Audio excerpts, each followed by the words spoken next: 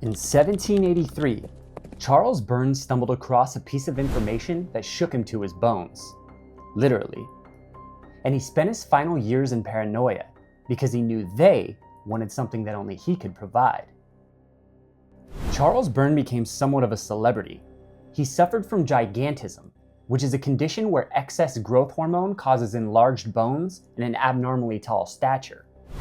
Charles, standing at 7 feet 7 inches tall, was a genetic anomaly, and he became well known across Britain as the Irish Giant. But as his celebrity grew, Charles's paranoia increased. The men who were after him were circling closer and closer, but they didn't want his autograph. They didn't even want his money. They wanted his body. In the 1700s, doctors and universities had a serious problem. Medicine was advancing rapidly, anatomy schools were expanding, and surgeons were finally learning how the human body truly worked. But because human anatomy can't be learned through textbooks alone, they needed real human bodies to study. In 1752, British law made dissection part of the punishment for murder. At the time, the only bodies that could be legally dissected were executed criminals. Back then, dissection wasn't just for science. It was part of the punishment, a final disgrace after death. If a criminal was convicted, the state didn't just execute them. Their body was handed over to surgeons, but this wasn't to teach the doctors. It was meant to shame the criminal. Because at the time, people believed the body had to stay whole after death. If it was cut apart, the soul couldn't rest. So it was seen as something worse than dying. But crime was falling in parts of Britain, and executions were becoming less common.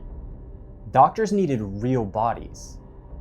This imbalance between legal supply and medical demand created something never before seen in British history: a professional, organized black market for human corpses, and local residents began living in fear. Because once the night fell, a group of men would sneak into the graveyards with their picks and shovels in hand. They didn't want jewelry, and they didn't disturb any headstones. They came for the bodies.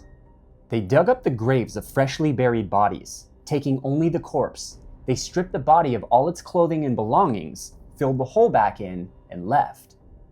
They became known as the Resurrection Men. These men didn't look like monsters. They weren't vandals, and they weren't stealing personal belongings. They were workers. Most resurrection men never dug up an entire grave. That took too long, and it made too much noise. Instead, they worked with speed and precision. A narrow shaft was cut at the head of the grave, just wide and deep enough to reach the lid. The goal was to break through the lid of the coffin, not to remove it. Once the wood was broken, an iron hook was lowered down inside, and it slid under the jaw or around the neck. Then the body was pulled straight up, vertically through the hole. The clothes stayed behind, because under English law, stealing clothes from a grave was a felony. Clothes had value, they belonged to someone, but a human corpse did not. A body wasn't considered property, so stealing it fell into a legal gray area. At worst, the crime would be charged as a misdemeanor, a violation of burial, or a disturbance of the peace. A practiced crew could complete an extraction in 10 to 15 minutes, usually in total darkness, and sometimes during storms when the sound was masked. Horses and carts waited nearby. Bodies were packed into barrels or sacks, and they were delivered directly to anatomy schools, sometimes within hours of burial. Freshness mattered. Medical students needed interesting bodies, and surgeons paid extra for teaching material.